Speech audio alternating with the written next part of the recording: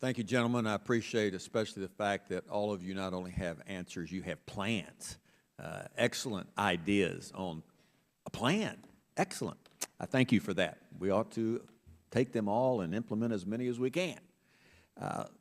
There's a couple of things that I see. One, direct money going to Hamas, and then indirect money from the United States going to Hamas. And I'd like to talk about the second one first. The United States gives money to the Palestinian Authority. Is that correct?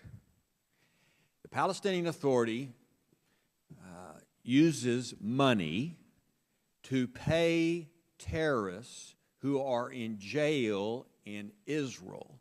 And the more serious the crime that this terrorist, some Hamas terrorist, has committed against Israel or Israeli citizens, the more money they get.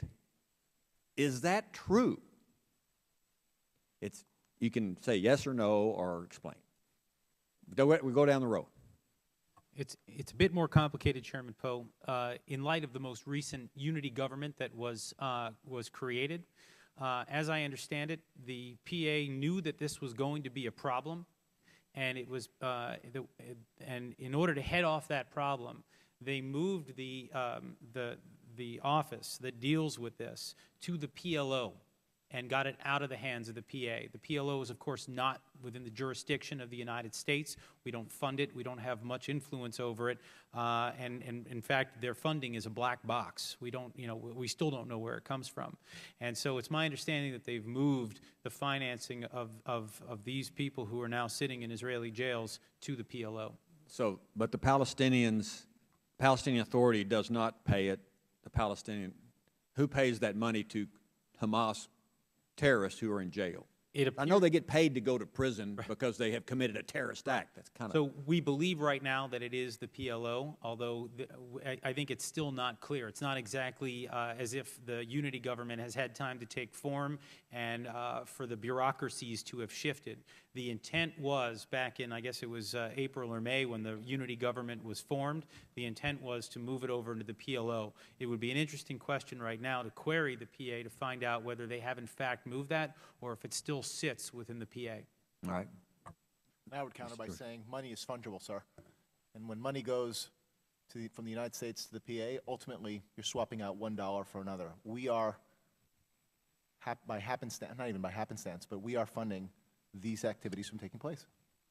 And I'm speaking specifically about paying Hamas terrorists to be in prison, and the more serious the crime, the more money they get. Is that correct?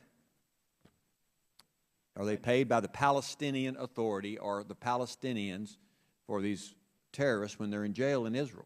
They're paid by as Dr. Schanzer pointed out, originally they were paid by Hamas, and when the unity government came into place, these funds may have moved to an outside entity, but ultimately, when they commit terrorist attacks, yes, their families are paid a significant sum of money on a monthly amount. Yes, sir. Do you find that a bit alarming?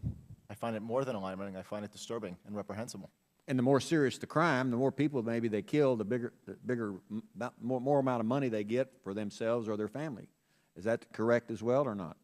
The larger the crime, the more they get? Yes. I can't say that I know, sir. Anybody else can answer that? Dr. Cook, do you know? I'm going to do something very un-Washington-like and say I do not know, sir. No. Thank you very much. Qatar and Turkey. What approximately is the percentage of money that Hamas receives from these two countries? So their operating expenses, they have 100%. How much of that 100% is from Qatar or from Turkey? And Turkey, excuse me. Well, if you add up the annual $400 million that we believe has been pledged by the Qataris and perhaps the rumored $300 million provided by the Turks, then you're looking at $700 million out of what was roughly a $1 billion budget. And this actually goes to, I wanted to just briefly Is that 70%? That would be 70%, yes, sir. Okay. I'm no math major, but I would actually just note, and this was, I wanted to add this on to my response to Mr. Deutsch, that we believe that because of what's happened in Egypt, that budget has dropped precipitously, that it could be now that Hamas is operating on a $300 or even $350 million budget. I mean, we're talking about now 35% using that math again, of that original budget. That's significant.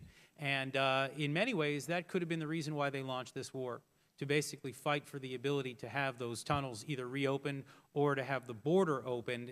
That may have been their strategy. In fact, according to some former colleagues of mine, that's exactly what they decided to do after that Arab bank transfer was declined. How many tunnels are there, or were there?